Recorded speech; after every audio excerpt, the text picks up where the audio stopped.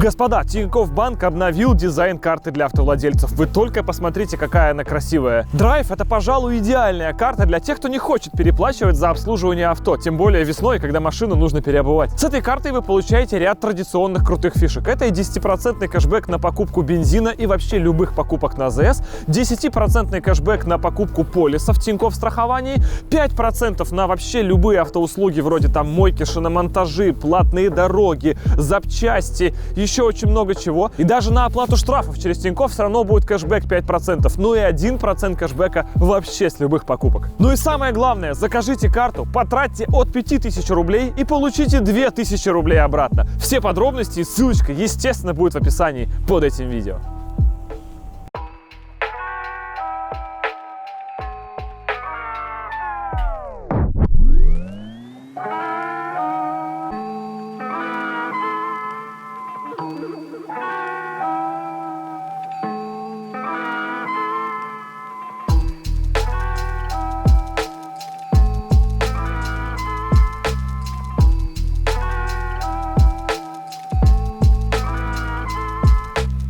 Господа, здравствуйте! Вообще отличное начало этой серии, просто супер. Да, вы не ошиблись, это серия PS4, а за мной стоит Passat B3. Ну, потому что очень похоже, согласитесь. Это 90-е годы, это легендарная машина VR6. И мы уже по Passat вроде все серии сняли, все закончили. Но мы сейчас пересекаемся сериями S4 с Passat, и я подумал, давайте в серии про S-ку расскажу вам чуть про Passat. Потому что Passat у нас находится в компании Tuning и сделал оптику. В этот раз компания превзошла все мои ожидания, честно. Потому что вот это, ребята, чтобы вы понимали, это Hella оригинал новая из коробки, которая стоит на Passat. И она была найдена за 100 евро. Не за 8000 сексиллиардов евро, невероятные какие-то. Это новые хелловские Origo фары на Passat B3. Чтобы вы понимали, это невозможно. Это вообще невозможно и так далее. Естественно, поворотнички, и также у нас появились ПТФ-очки. Все это собрано из... Давай рассказывай, короче. Значит, какая история? Значит, фары ты нашел в Германии при помощи специальных людей, перебросил сюда. У тебя везде связи. Я еще на стадии Wrangler понял. Да не, ну не везде, но есть чуть-чуть. Ты и на Wrangler также мне фары покупал. Да. То есть там где-то физический человек идет, шакалит эти фары, передает другому чеку, другой чек едет, плывет, как в рекламе Тинькова, когда на коне скачет там курьер и так далее. Короче, новые фары, это ладно, это я все объяснил. Ну, фары, соответственно, новые, оригинальные, да, мы их забронили, чтобы они уже были защищены. Вот. Дальше по поворотникам вот этим боковым, да, это, они деповские, потому что как бы в принципе ну здесь найти, это да, и, как бы, тут никаких проблем, и качества претензий нет. Вот даже поворотник, вот если посмотреть Origo, да, она также завальцована, то есть я не сказал, фары, да, там провода такие толстенные, по сравнению с каким-то Китаем, совсем разные вещи, а поворотники как бы такое себе. Вот, ПТФ-ки, их не было вообще, и здесь была суперсложная задача, потому что помимо самих ПТФ-ок нужно еще было найти к ним вот эти очки. И, как вы видите, очки лежат, они найдены, но почему-то все равно на столе. Вот здесь, значит, проблема. Это стекло от ПТФ, которое, в принципе, в таком состоянии сейчас вот все эти ПТФ-ки. А зачем ты его взял? Нам же нужен был корпус и крепежи, и все. То есть ты взял корпус с таким стеклом, дальше ты нашел отдельно стекло. Нет, то есть мы нашли ПТФ-ки полностью в сборе. Так. Вот, они идут корпус, стекло и сзади линзованный такой модуль, который регулируется. Соответственно, мы купили новые стекла продается, понятно, что это не Origo, но вот новые стекла. Вот, взяли эти корпуса и линзы вот эти вот, которые штатные, выкинули, потому что они все горелые и прожженные прям насквозь. Естественно. Ну и поставить туда другие просто модули, все это изготовили сзади корпус, чтобы это максимально штатно смотрелось. Смотрится ровно как штатно. И светит. Причем даже отштамповка под логотип Hella есть овальная, только логотипа нет, то есть прям очень близко к Origo. Прям. Ну и соответственно вот эти вот очки тоже, вот они все примерно в таком состоянии. То есть купили очки одни, потом искали очки другие уже в сборе с бампером, как ты рассказывал, вот эти да? Купили в России, а эти вот, которые стоят, они получше состояния были, купили их в Беларуси, их нам прислали, и мы, соответственно, их подготовили малярки. И У нас сейчас по Audi тоже Беларусь, Казахстан, Литва, Польша, короче, Германия. Машина собирается с мира просто, вот так стягивается. Это просто супер. И по деньгам ты сказал, ну, это было еще по старому курсу, всего 40 тысяч рублей. 40 рублей получилось все про все. 40 тысяч рублей, то есть это немалые деньги в бюджете 220 этого Passat, но теперь, надо кстати... сделать оговорку, что это 40 тысяч рублей, как бы это себе с вот этого сделано. Понятно, что если человек бы пришел в какую-то там, а-ля там студию, как бы где-то... Ну, допустим, вестюнинг какой-нибудь. За какой-нибудь вестюнинг, да, и за каждую процедуру брали бы, там, мне кажется, рублей там 60, там вышло бы 80, может. Короче, это очень дорого. Ну, это оптика. Такие запаривания с нижними вот этими штучками, как бы это только на энтузиазме, только ради лайков. Слушай, что... спасибо тебе огромное, но мы не прощаемся. Это просто отдельно хочу тебе пожать руку за этот Passat, и мы с вами переходим к S4, потому что у S4 с оптикой проблемы гораздо больше, чем у Passat. S4, естественно, как это было видно из первых серий, у нас имеет абсолютно трагическое состояние всего. Но эти фары, они восстановлению явно не подлежат, хотя, слушай, ты говорил, что можно там какие-то перехромы, там что-то еще. Ну, все это можно, как бы, если есть в этом необходимость. Как бы, если, сейчас есть пару вариантов новых фар, опять же, из Германии. Так что мы их лучше найдем и привезем. Это можно тут все сделать. Тут скол изнутри, смотри, камень ударил, а стекло улетело внутрь фары. Ну да, это вот как скол, как на лобовом так иногда бывает тоже. Обалдеть, просто обалдеть. Короче, да, значит, наша проблема, если с фарами есть какие-то еще вот такие вот приколы, то вот эта задняя бленда, мы обыскали все. Все доски объявлений, латвийские, eBay и так далее. То есть она есть или за килоденьги, или все-таки нам сейчас на сегодня удалось найти комплект Hella Black. Причем эта бленда, она колотая, она уже под лаком 2 раза. Это, правда, Ariga Audi значок есть. Вот эти поворотники, они, скорее всего, были... То есть это все сделано под Hella Red. Была Hella Red, когда у вас красные задние поворотники и так далее. Но это поворотник не оригинальный, он ни Audi, ни Hella, никаких шильд нет. Это, скорее всего, уже обычный поворотник с желтый, который был под красным лаком. Здесь абсолютно аналогично, потому что слой лака есть и так далее. Короче, все это колотое. Вот такие бленды, типа вы сейчас заходите куда-нибудь на барахолку, там на любую доску объявлений, заходите, этих бленд навалом. И они все вот с такими трещинами. Под тонной лака, под всем. Наша задача найти ее без трещин. Мы нашли в Казахстане с минимальным количеством трещинок вот здесь вот Hella Black, которые вот предстоит как-то восстановить еще. И это единственный вариант. Ну а по поводу новых фар я не верю. Ты уже нашел или как бы есть... уже нашли, все. То есть они на eBay там даже и то не встречаются нигде. Ну, мы в Германии нашли. Ну, я не удивлен. Попадаются, да. У тебя двойное гражданство какое-то. Везде лазутчики. К сожалению, нет. Какие-то везде реально лазутчики. Потому что с Wranglер'ом, я напомню, ситуация тоже была. Местный человек. Мы ездили, да, в салон. Да, поехал в салон, купил оптику на Wranglер'а, погрузил ее в транспортную финку. Финки какие-то другие местные. Короче, везде лазутчики. Просто я удивляюсь. С виду ведь приличное ателье. Занимается чисто фарами. По факту везде агентская сеть. Как это? Так а что делать-то? Делать нечего. В итоге, на самом деле, как и с Passat, вот эта оптика на Audi невероятная, сложная к поиску. И, честно говоря, нашей компетенции здесь не хватает. Поэтому даже уж ребята из Crew, они там научились работать с какими-то там всеми разборками возможные мира. И только дело доходит до оптики, Яр сам подходит, типа, блин, а можно вот туда же отправить, вот где Passat делали? Потому что я вам рекомендую, из тюнинг обращайтесь. Эти люди находят невозможные варианты и поднимают оптику абсолютно из невозможных случаев. Мы это уже прошли на Passat и очень надеемся встретиться здесь с вами, наверное, через месяц, может быть, 1,5. У нас примерно такие сроки, потому что там малярочка. Всех вас спасает малярка. Потому что если бы не малярка, я бы тут каждый день уже алло, что там? Но пока вот малярка. К концу малярки я буду просто неумолимо, жестоко всех вас... Ну, тем более у нас упростилась задача-то. Да. Получается только фары. Да, фары, а бленду мы вам привезем и так далее. В общем, так обстоят дела по оптике и так обстоят дела в том числе и с салоном. Дверей нет или есть? Есть снятые. Есть снятые и разобранные. А что по деньгам? За что? За весь бизнес готовый. Не, такие бизнесы я готовить сам умею. За Кайен. На Авито мы выставили его за 300. Но я не похож на тракториста. Да, вы не на Авито, к сожалению, поэтому придется что-то как-то раскачивать. Давайте так, за сколько? 200 брать, да? Ну за 200 уж сильно мало. Мы взяли его за 355 тысяч рублей. Но вы его разобрали. И прибыль составила? Прибыль составила 15 и 11. Это, кстати, Кайен Саши Булкина. Да ладно. Да, они его купили, что-то с ним сделали, и потом вот мы с Илюхой Стреколовским его забрали в разбор. Культовая машина. Тормоза. Красные, ты был прав, Сань, да. Тормоза. 17 какие-то. 18, вот они, такие же, как у тебя, Саня, они такие же абсолютно, вот они, 18.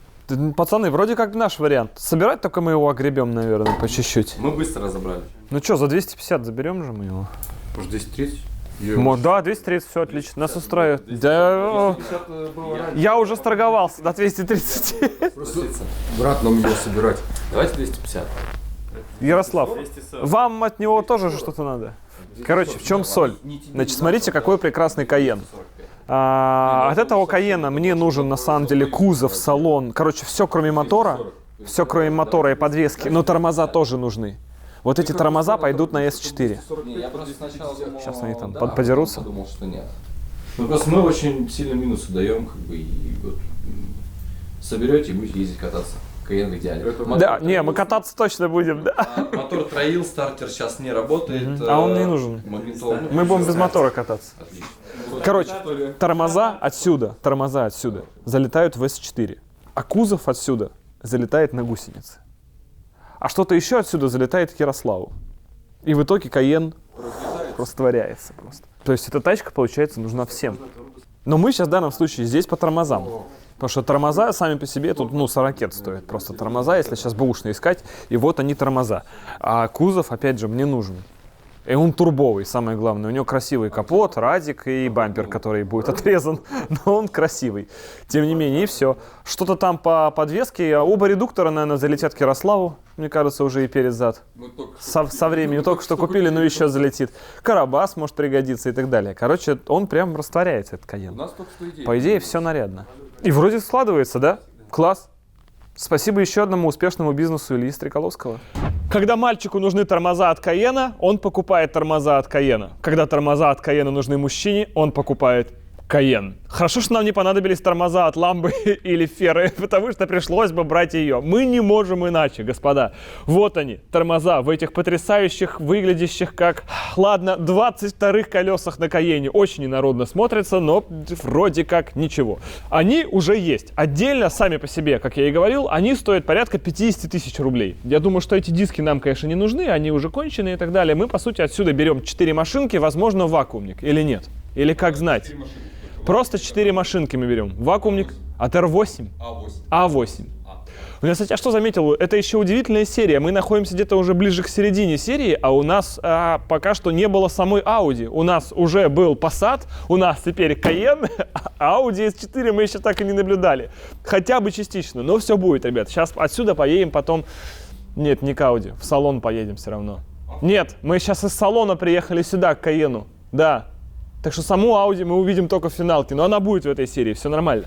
Короче, эти 4 машинки, они отсюда снимаются, и по идее можно было бы их так на самом деле уже и вкорячить в саму Audi. Но это совсем не наш подход, потому что мы каждую деталь, как вы поняли, очищаем и как-то видоизменяем. Соответственно, и эти тормоза, хотя они и красные, уже, казалось бы, спортивные, что с ними еще нужно делать, но нет. Во-первых, мне не нравится надпись Porsche, и хотя надпись Porsche была на Audi, к примеру, вот вам видос, где находится RS2 Avant, и при этом у нее тормоза Porsche с надписью Porsche. Вообще, по канонам, когда у вас в S6 или в S4 или в S2 или в RS2 находятся прям поршевские тормоза. Но я хочу здесь пойти немножко по-другому. Мы хотим эти тормоза, вернее, я хочу все-таки перекрасить, сделать, чтобы они были как новые, само собой, их надо полностью обслужить, перебрать и так далее, и сделать на них другую надпись. Какую, я еще думаю. Может быть, Audi Motor Sprott. Именно вот такую прямо, чтобы она вызывала некое недоумение у зарубежной аудитории, потому что эти видосы будут переводиться на английский, заливаться на английские каналы и так далее, потому что тема восстановления старых немцев, она в Америке не менее популярна, чем в России, поэтому мы будем бить во все аудитории нашим проектом. И вот Шпрот у них будет вызывать неподдельный интерес. Так вот, если вы это смотрите в английском переводе, Шпрот по-русски это такие рыбные консервы. В общем, из таких рыбок. специальных, которые живут в Прибалтике. Прибалтика — это регион в Восточной Европе. Теперь вы это знаете, если вы смотрите нас не из Восточной Европы. Добро пожаловать!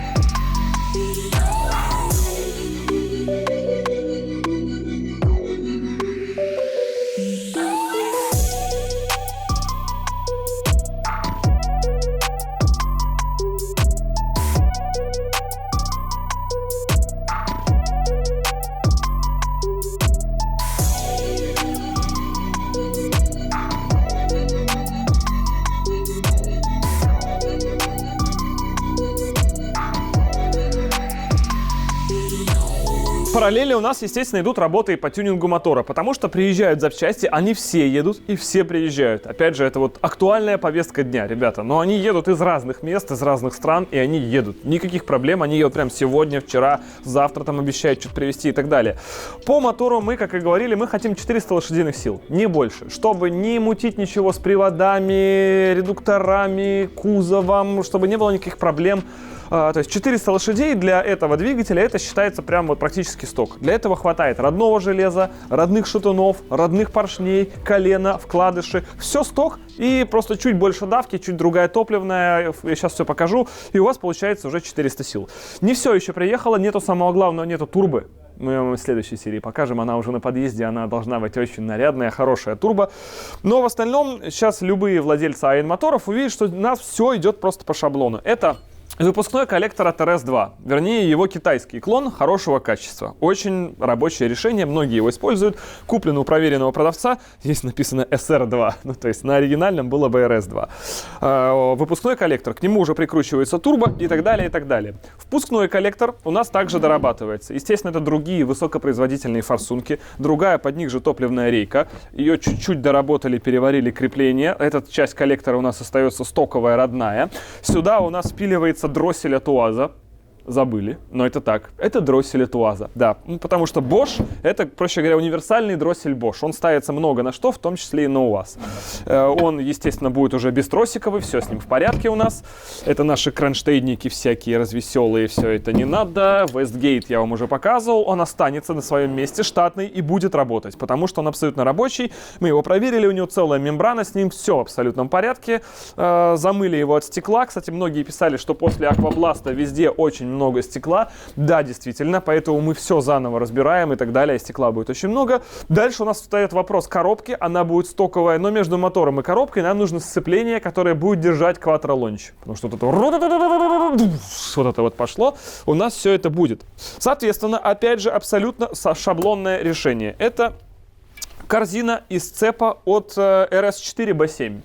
Это штатное Audi решение от Люк, но к нему также идет кастомный некий переходной маховик, который переводит с двигателя АН все это на сцепление уже от RS4B7. Вставлю картинку, чтобы вы понимали, что значит это набор звуков, который понятен только ваговодам опытным.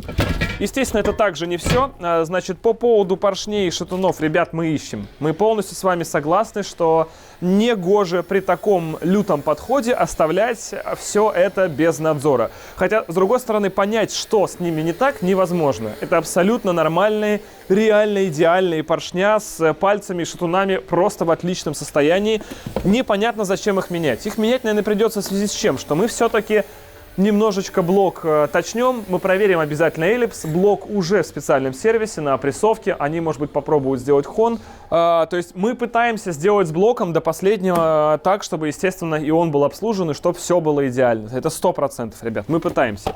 Дальше, опять же, это все шаблонные классические решения. При тюнинге АН мотора у нас есть катушечки. Катушечки, ребят, R8. опять же, VAK R8, красный, нарядный, NGK. Как открываете просто, знаете, Audi S4 AN, вот такой поисковый запрос создаете, и там типа двигатель, картинка. Естественно, это все по классике. Ко всему этому, поскольку у нас будут другой блок управления, другие мозги у двигателя, нам прилагается широкополосная лямбда. Все новое, все шикарное. Блин, как он будет собираться? Вот она, бошевская стандартная широкополосная лямбда, по которой уже будут откатываться, настраиваться кастомные мозги, которые приедут также вот в следующей серии, я уже чувствую, вместе с турбой. Просто мы по срокам не успеваем. Оно все едет в разнобой. Помимо этого есть, естественно, всякие разъемчики для катушек, для проводки, одежда для этих катушек проводки, всякая мелочевка в виде... Опять же разъема, видите, специально. Нет, это датчик, это бошевский датчик. Может быть даже, кстати, буста или детона. Сейчас не могу понять конкретно, что это. Нет, это вообще вакуум. Это управление вакуумом. Все, я тупанул, ребят, сорян. Это просто походу клапан.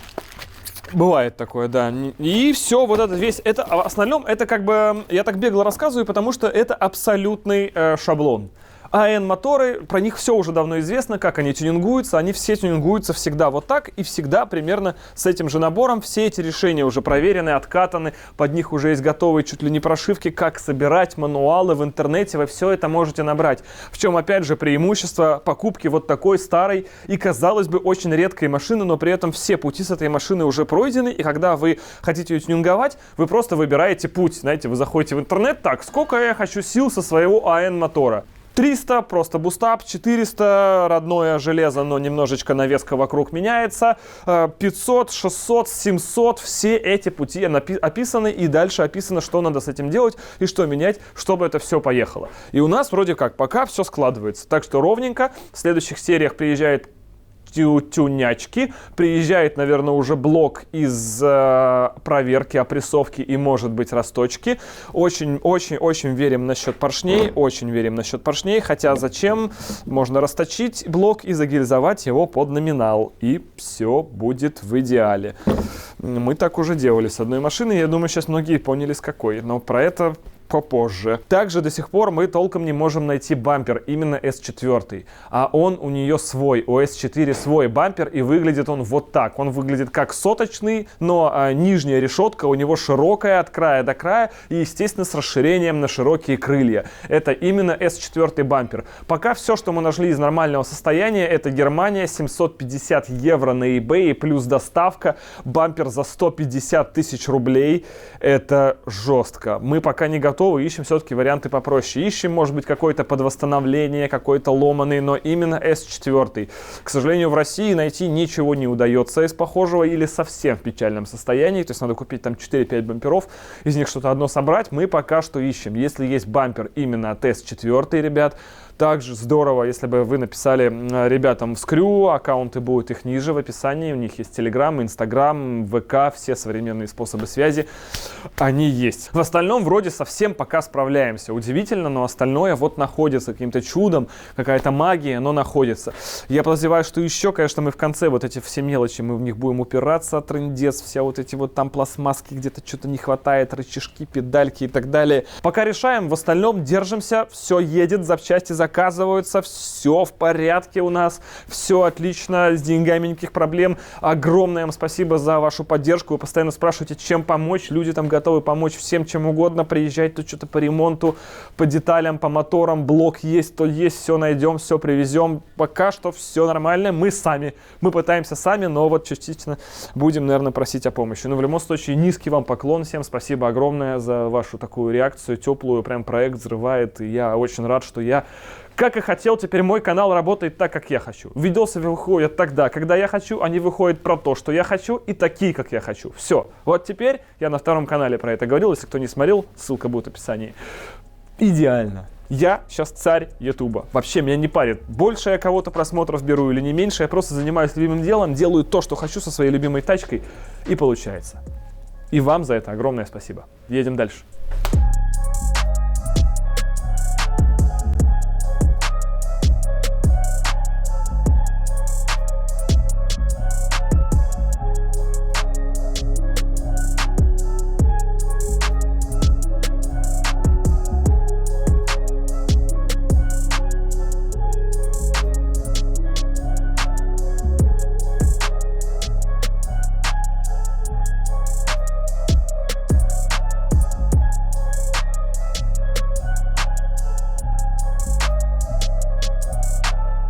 У нас собирается мотор потихонечку. Пока что это просто родные поршня, новые кольца на том же блоке, не расточенный, не обслуженный, условно не обслуженный, конечно же. То есть мы не наносили хон заново, не все это не делали.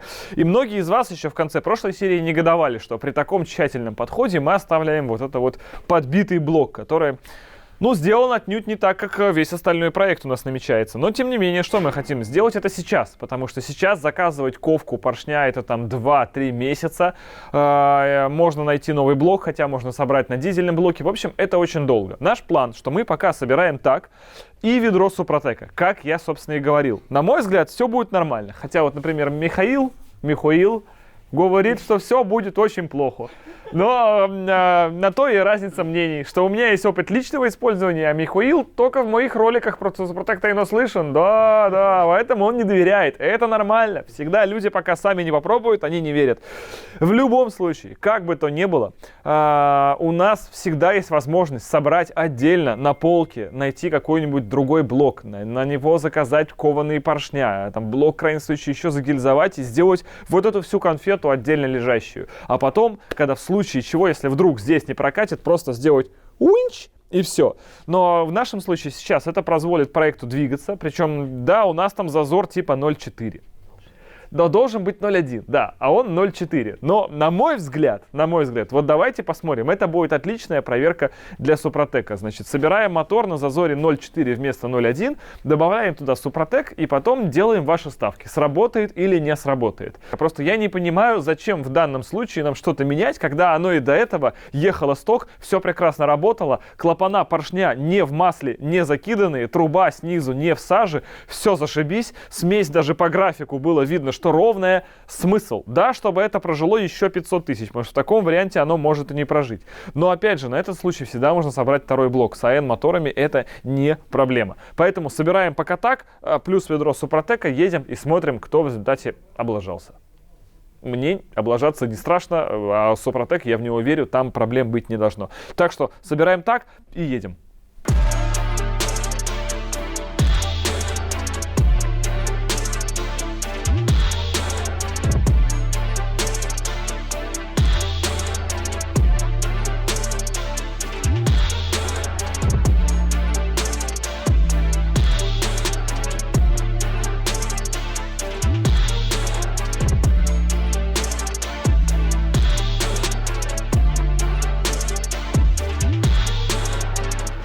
О, заплатки появились, смотри. Да, заплатки. Блин, прикольно, аккуратно так. Так. И здесь. Теперь у нас появилось. Так, звездное небо еще пока на месте, но не все сразу. Вон, правая часть, смотри, одним большим куском теперь новая. Она еще не закончена, конечно же. Понятно, что мы с вами присутствуем в средней стадии работ. Здесь, видите, что-то происходило. Запиливалось. А можно один вопрос? Да, конечно. Это Да. Спасибо. Прям максимально или? Нет, бывало. Угу. Но это можно сделать? Разумеется. Все. Вот теперь я прямо уверен. Это самое главное. Здесь пока тишина. Должны были на днях или будут, или прям совсем скоро, да, пилить хвосты эти. Я слышу этот разговор. Но пока здесь еще ничего не делалось. Кстати, мы, по-моему, в прошлый раз даже пропустили, что целиком, да, кронштейн этот отходит от этого. Вот, смотри, планку заднюю выправляют по частям. Потом это все будет выстукивать и так далее. Этот лонжерон пока на месте. Видите, в чем проблема кузовни? Работы очень много уходит, а визуальная составляющая в плане вот какого-то экшена, она не столь сильно меняется. И с этим, к сожалению, ничего не поделаешь, потому что работа кропотливая, точечная, все вот это вот отстучи, придай этому всему форму, все это выпили, подвори, трындец, сколько сил, энергии и время. С нашего последнего визита сюда прошло, наверное, неделя ровно. Наверное, все-таки мы в понедельник. Неделя прошла, да? Но тем не менее. Все вот это вот, и посмотри, как этому форма придается. Еще горяченькая, кайф. Здесь теперь тоже все и так далее, и так далее, и так далее. Вопрос по... Мне самому просто очень интересно. Пороги реально все-таки найти? Пока их нет. Ничего не смогли найти. Вот, о том и речь. Хотя, казалось бы, было, да? Я съездил Там были посмотреть. C3 кузова, а на C4 ничего нет. То есть реально на старые сотки еще можно найти. Вот культовая машина, на C4 нет. Я съездил посмотреть целый кузов на продажу, сказали, что все там ништяк. Они все так говорят. Да, пороги отличные, днище отличное. Но, в общем, я пришел, посмотрел, там порогов нет, я развернулся и ушел. Да, мы тоже таких 2 или 3 машины посмотрели. Один сейчас такой донор еще у нас стоит, нам его даже вообще подарили. Ярик сказал. Да, но опять же, они его уже разбирали, и там все то же самое, то есть обидно. Может понадобятся вот эти штучки на задней части порогов, потому что здесь их нет, да. Короче, у меня в наличии есть 2 человека, у которых есть 2 кузова, которые не готовы просто отдать. То есть в случае чего еще как бы резервы ездить смотреть есть. Но в крайнем случае можно, конечно, тупо начать бомбить просто машины в продаже смотреть. Что-то с них выцеплять. Потому что, знаешь, бывает какая-нибудь битая, но кузов вроде ничего и так далее. Мне кажется, там то же самое будет. Может быть, но в Питере таких машин довольно много. Короче, Времени столько нет. ну, то есть пороги нам все-таки нужны какие-то, видимо, новые из металла. Гнуть, выстукивать, да, или... Да, парни уже делают эти пороги. В принципе, пороги сделают. Единственный вот вопрос по задней части, но я думаю, мы тоже это решим. Тем более... По хвостам вот этим вот? Да, там какая фигня, сейчас покажу. Ну, фигня, я понимаю, с кронштейнами. А, вот это вот Да, часть. то есть здесь вот кронштейн такой приклепан. Да, сюда, и сюда вставляется да. пластиковая или резиновая такая штука. Да, все верно. Они как бы погибли. Ну да, и даже не понять, какой он был формы, то есть Да, вообще, и- как это должно И выглядеть. оно все залито антигравием, и этого не видно здесь. Можно сделать из металла, но мы не знаем, какая здесь должна быть форма, потому что тут отсутствует кусок. Но так как есть донор, можно на нем посмотреть, или можно с него взять вот эти штуки, поэтому это уже лучше. Пороги эти можно восстановить, конечно, дополнительный геморрой, но тут хотя бы что-то есть еще металлическое. То есть сам порог, кроме того, что он гнутый, в остальном в целом еще жив, не гнилой, ты хочешь сказать, да? А то, что Пластиковые накладки, чтобы воссоздать тут. Ну, да. люди в комментариях писали, что варить порог швейлер или что-то типа того, чтобы компенсировать то, что кузов снизу стал тоньше. Это нормальная тема или как вот из опыта? Не будет тоньше, мы же восстанавливаем все части. Не, ну, Да, но песок-то все равно часть металла снял же к тому, что веду, что металл стал тоньше. я вообще хотел себе такую тему делать, но не швеллер только, а что-нибудь нормальное. Ну, профиль, я Швеллер, понимаю, да, да. Может сделать такой, типа, с этими дырочками загнутыми. как Перфорация делают, там того, прямо, да. Он же прочнее. Да, чем да, просто да, цельный. да. И легче. Есть ли в этом смысл? Ну, не знаю, смотря для каких целей будет использоваться автомобиль. Ну, в общем, если мне кажется, если эти пороги мы будем все-таки отклепывать и снимать, возможно, есть смысл такой лист туда вварить, усилитель порога. Тогда это кантон. Я так полагаю, что, наверное, он не будет. А если нет, то, на мой взгляд, тоже и не надо. Пороги же вы не будете снимать, да? Эти же пороги останутся. Мгм. Да, а, кстати, твое вот мнение, что люди в комментариях предлагают в усилители вварить в пороги, чтобы компенсировать то, что песком забрало с кузова. Это незначительно. Незначительно, да? То есть не сработает. Учитывая, что у нас есть штатные распорки столбов, там перед, зад и так далее. Короче, не надо, да? Ну окей. Кстати, сил будет всего 400 в машине, поэтому здесь, скорее всего, не будет. Не загнет ее. Да, ну то есть как бы в этих машинах бывает там и по 600, и по 700, это нормальная ситуация, но здесь, я думаю, нет. И так, по хвостам этим проблем. Ну, пока план такой, короче. Сейчас парни делают центральную часть на этой неделе. На этой же неделе, завтрашнего дня, мы начинаем подготавливать навесное, очищать его от краски, снимать все, зачищать ржавчину, двери, капот, крылья. Ярик Мы вроде ищем, нашел. вообще Ярик проблема. нашел уже, позвонил. Только что звонил? Ну, час назад. О, потому что 1,5 он еще не мог дозвониться. Это хорошо, да. И со следующей недели мы начинаем уже подготавливать навесные элементы тоже под покраску. И, соответственно, через 2 недели, когда ребята планируют закончить по металлу, мы приступаем к кузову. Вообще делается обычно наоборот, типа сначала кузов, а потом навесное, но так как времени нет, поэтому начнем с навесного, а потом кузов. Часто встречающийся вопрос, я знаю ответ, но просто хочется ответ услышать от человека, кто этим реально занимается. Почему мы выбросили крылья и бампер? Ну, потому что это говнище не встает. Вот, то есть конкретно какие у него проблемы? Стекловолоконные крылья никогда не встают нормально, по зазорам не встают. То есть мы просто не сможем сделать это по-человечески. Ну, можно, но это всегда не то. Ребра не те, углы не те, профили не те. Мы больше времени потратим на подгонку этих запчастей, чем если купим нормальные крылья. И даже где-то устраним ржавчину или дыры какие-то. Совершенно верно. То есть пластиковые детали, они всегда идут хорошо в крачестрое, в спорте, как временное решение, потому что они реально не гниют. В коммерческом транспорте, где зазоры не имеют значения, с нашей степенью дотошности проще потратить, да, 15 15-25 тысяч рублей на крылья и все-таки их купить. Мы, кстати, ищем S-очный, но временный бампер, и он стоит 25. И он под ремонт еще. Ну это нормально. Да, и он еще под ремонт, и он стоит 25. Обычный бампер стоит 3500.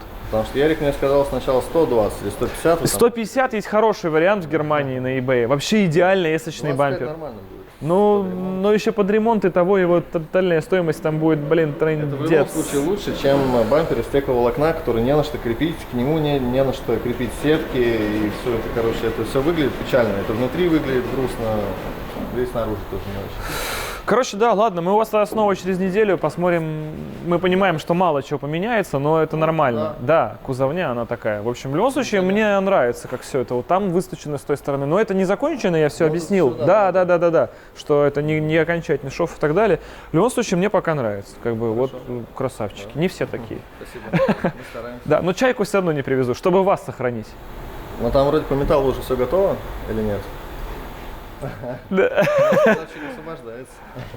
Скоро. Нет, ребята, нет, мне ваш сервис еще нужен работающим. Чайка, она каждый раз заканчивает работу сервиса. Он Да. такое любит, как у нас. Нет, вы будете продолжать работать, не надейтесь, да, все нормально.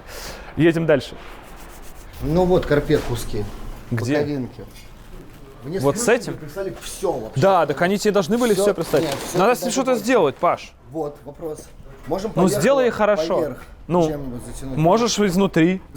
Ну, если то тебе же так самое. нравится. Ну, лучше поверх, я тоже слышал об этом. Ну да. По-моему, а что, зашибись. Самым лайтом каким-то Просто пройтись. нам придется все это менять, чтобы оно в одном исполнении цветовом было. И низ, и это. Но Да. низ, ты хотел подложку, мы ее без машины не можем сделать физически. Мы не понимаем, как там идет что. Значит, я пригоню тебе машину. Но это пока делайте в цвет того же, чем будет низ. Да. И все, и будет нормас. Это мертвое что-то. Вот это что такое? Вот да. Здесь был какой-то тент, пристегивался на заклепке, видишь, лодочный. Короче, мы посмотрим, что у донора, у того, Да, кстати, Да. донора. Может быть, у него получше. Но все равно я хочу это не вот таким серым старым цветом. Понятно, что мы это все перетянем. Поновее. Надо выбрать просто более приличным цветом. Вот такой цвет, вот он хороший. Идеальный. Вот он видел все. С 94-го. Да. Значит, сиденья наши. У нас первая, на самом деле, офигеть проблема. И у нас первый раз, когда не приехала запчасть. Шок. Но это никак не связано с последними событиями. Потому что отказ на поставку запчасти поступил 20 февраля.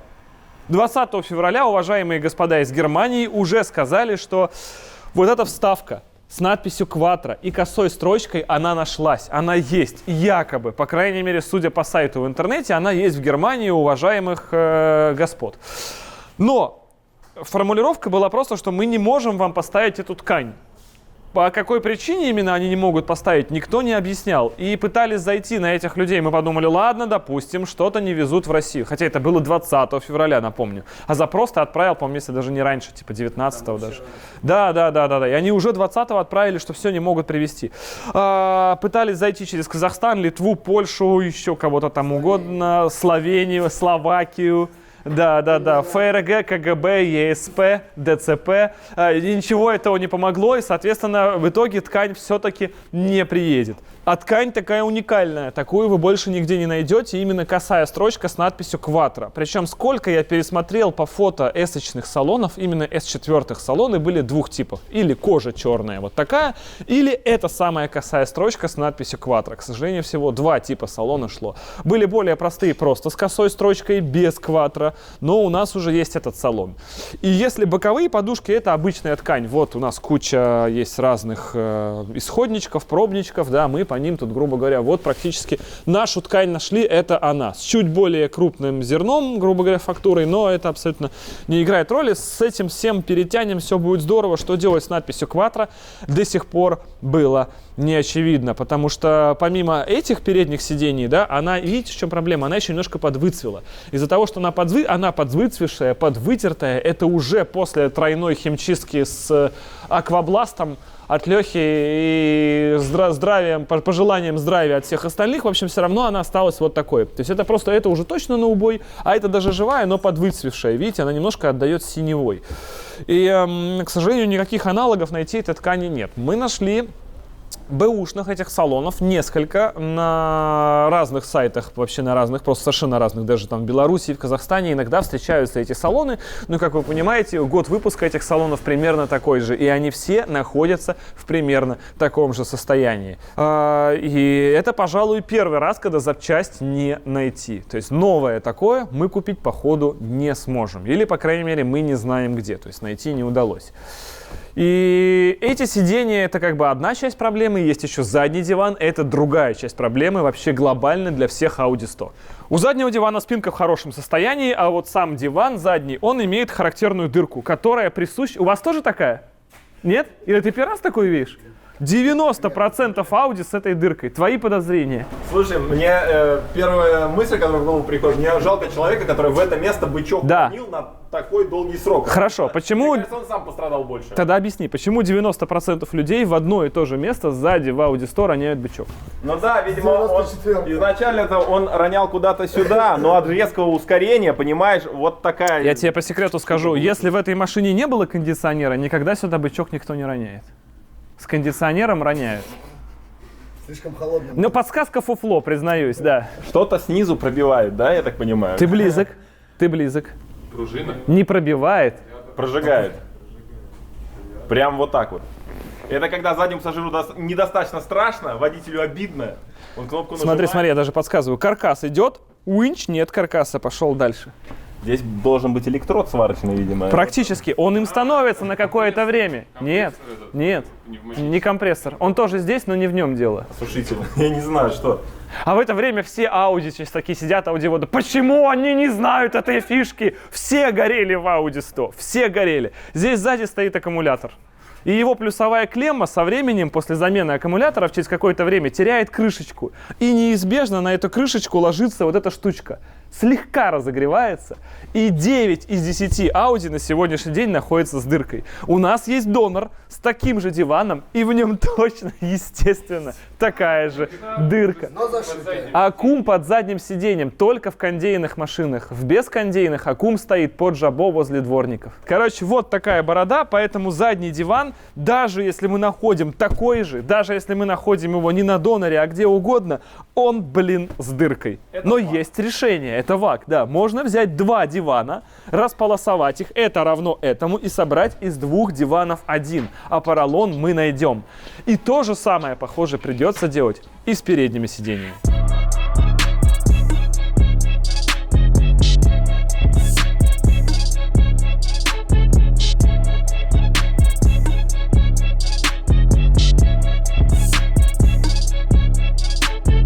Машина, которая стоит на этих закоулках, я не знаю, сколько она стоит, ребята, здесь? 1,5 года? 2? 2 года она стоит, она мелькает во всех наших видосах, которые мы здесь финалились. Это безумная Audi 100. Я помню, когда она еще даже типа заталкивалась в бокс. Это было очень давно. Это машина одного из подписчиков, Сергей. Спасибо тебе огромное, он же клиент Скрю. Она 2.8 на автомате, и у нее сломался тот самый автомат. Превратности судьбы с этими машинами таковы, что поменять эту механику на автомат, вернее, с автомата на механику, что починить автомат, будет стоить там около 50 тысяч рублей.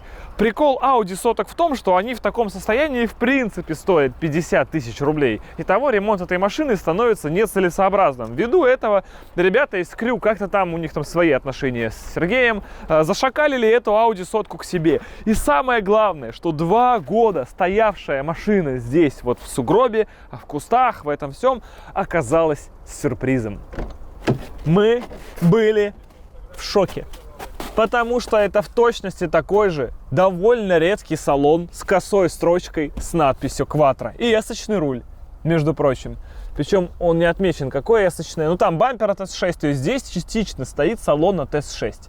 Причем к этому сиденью прилагается уже подлокотник. А мы как раз думали, как бы в наше сиденье, здесь, конечно, оно вот такое, тоже поставить подлокотник. Проблема в том, что по степени убитости вот водительское кресло очень близко к нашему. Это раз. И два, у заднего дивана в точности такая же дырка, как у нас. Потому что эта дырка возникает в Audi всегда. Ну, как я вам уже объяснял ранее.